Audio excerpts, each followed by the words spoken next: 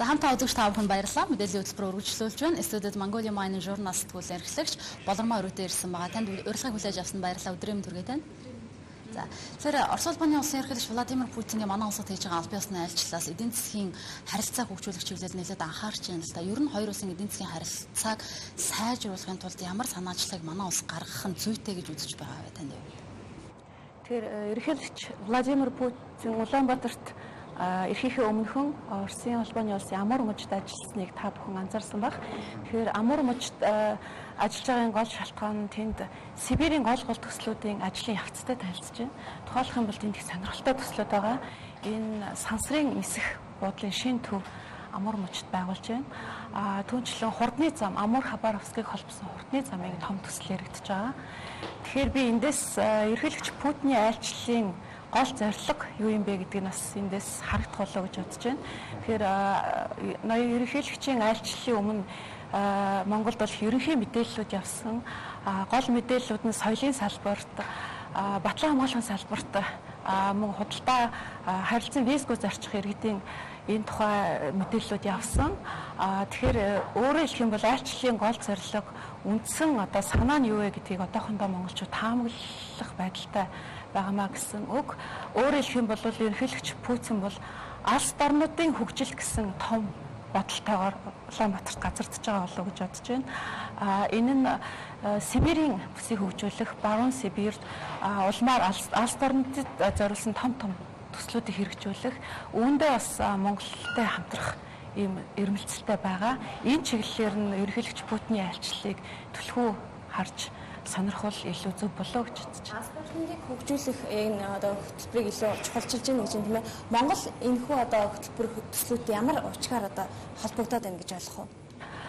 Та бүхэн мэдж байгаа олон жилийн өмнөөс хамтарсан төмөр замын төслүүд яригдчихсэн. Бас нүүрсний сав газруудад тухайлах юм бол 5-7 нүүрсний сав газарт хамтарч ажиллах тухай олон жилийн өмнөөс яригдчихсэн. Тэгээ энэ бүхэн яаж холбогдох юм бэ гэсэн асуулт байгаа. Монголын сонирхол бол төмөр замын төслүүдэд аль болох босоо чиглэлд Монголын баруун босоо чиглэлийн төмөр зам, төв босоо чиглэлийн төмөр зам, зүүн босоо чиглэлийн төмөр замын тухай саналуудад тавьж байгаа. Тэрийгэ ч гэсэн Монгол бас талын зам төслүүдтэй тусгасан байгаа. Оросын сонирхол юу юм бэ гэж. Тэгэхээр Оросын сонирхол бол Монголоос арай өөр байна л да. Тухайлах юм бол Элгагийн нүүрсний ордууд байна. Туваагийн иргэн тойронд маш том их нөөцтэй Коксчих нүүрсний бассейн байгаа. Энэ бассейны нөөц нь бол манай 5-7 ордын Коксчих нүүрсний бассейнаас 2 дахин түүнээс том илүү юм нөөцтэй. Тэгэхээр энэ бассейнд бол 4 том орд хамрагддаг. Тэгэхээр энэ нөөцийг төмөр замтай холбох шаардлагатай. Төмөр замтай холбож алс дорндоор дамжуулан хятадын зах зээлд гаргах, улмаар 3 дахь зах зээлд гарах сонирхол байдаг. Тэгэхээр Монгол бол босоо чиглэлийн төмөр зам ярьж идэг. Орос бол аль болох Сибирь рүү татах хоолойнуудын асуудлыг үл ярьдаг. Тэгэхээр энэ тухайлах юм бол бид түрүү дурдсан Элегистийн орд байна. Тэр нь бол Туваагийн Кизил орчимд байдаг Коксчих нүүрсний том нөөцтэй орд байгаа. Тэгэхээр эндээс төмөр зам татхад бол саяны том нуруу одоо уул геологийн аюу асар том бэрхшээлтэй. Ийм бэрхшээлтэй учраас төслийн зардал бол маш өндөр гараад байгаа. Тийм учраас энэ дээр монголоор дамжуулж өөрөөр хэлэх юм бол Монголын ховд увсын хөлийн зааг арц суур боомтоор дамжуулаад улмаар хөвсгөл Эрдэнэт болгоноор дамжуулж төмөр замын гол манай магистралд холбох ийм сонирхол бол байдаг. Энэ тухайгаа бол Оросын холбооны улсын төмөр замуудын нэгдлийн ерөнхийлөгч ноён Якунин бол байнгын саналаа бол ярьж ирсэн. Тэгэхээр одоо энэ төлөөлөгчдийн айлчлалын бүрэлдэхүүн их сонирхолтой байгаа. Якунин дарга бол байгаа. Саяхан ерөнхийлөгчөөр улиран сонгогдсон байгаа. Түүнчлэн Путин ерөнхийлөгчийн айлчлалын бүрэлдэхүүнд алс дорнодын хөгжлийн сайд оролцож байгаа. Энэ бол зөв санамсаргүй тохиолдол биш. Энэ бол алс дорнодынхаа хөгжилд ялангуяа төмөр замын том төслүүдэд Монголыг татан оролцуулах хэрхэн хамтран ажиллах гэдэг талаас нь ярилцах болов гэсэн бодол байна. Түүнчлэн Сечин байгаа. Энэ бол Роснефть компанийн захирал 3 дугаар сард Монгол улсад айлчлаад буцныг та бүхэн мэдж байгаа. Бас нэг сонирхолтой бизнесийн төлөөлөл байгаа. Русал компанийн захирал Дерипаска гэж байгаа. Гэхдээ яг үндэ бол одоо энэ айлчлалын бүрэлдэхүүн Русал гэхээс илүү N группийн одоо том хөрөнгө оруулагчид утгаар ярьж байгаа болоо гэж би бодож байгаа. N Group бол Хятадын Шинхua Energy-тэй нүүрсний том төсөл дээр Оростой хамтардаг. Өөрөөр хэлбэл Элгагийн Кизилийн орд дээр энэ хоёр том компани бол том одоо авраг мангас гэх юм уу хамтарч ажилладаг.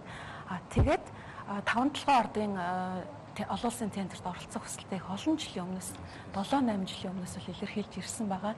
Тэгэхээр энэ хүн яг ямар зорилготой Путиных ойрын хүн шүү дээ тий ямар зорилготой энэ бүрэлдэхүүн багтаж орж ирсэн бэ?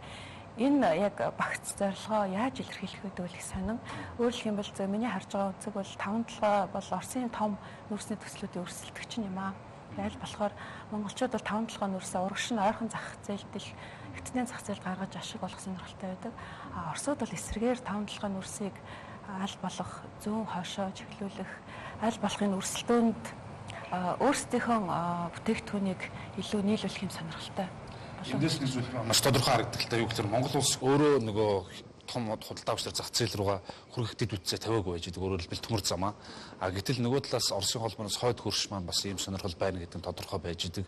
Тэгэхээр энэ тохиолдолд бид нар ямар ухаалаг шийдвэр гаргах ёстой? Яаж энэ зүйлүүдийг зохицуулах ёстой? Өөрөөр хэлбэл бид нар өөрсдийнх нь ачаа бараг ижил бараатай байгаад шүү дээ. Ижил бараатай. Гэтэл манад бол харьцангуй давуу тал байдаг, зах зээлтэйгээ ойрхон байдаг. Энэ бүх нөхцөл байдлыг яаж ухаалгаар зохицуулах ёстой юм бэ? Та зүгээр шинжээчүүд юу гэж үзэж байна? Их олон жил үзлээ л дээ. Тэгээд улс төрийн нөхцөл байдал ч өөрчлөгдлөө. Олон улсын тавцан дээр.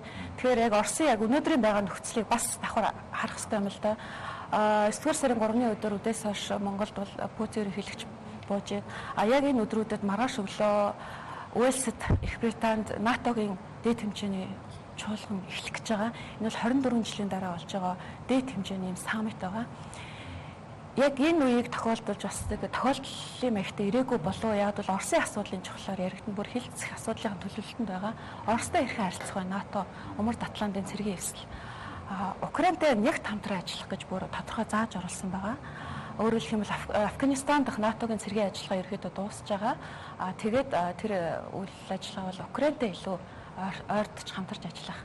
Мөн хилцэх асуудлынхаа төлөвлөлтөнд дотор нэг сонин юм хэсэг байгаа. Энэ бол энерги аюулгүй байдал, эрчим хүчний аюулгүй байдлын тухай ярилцах. Одоо хэрхэн хамгаалах вэ гэдэг талаас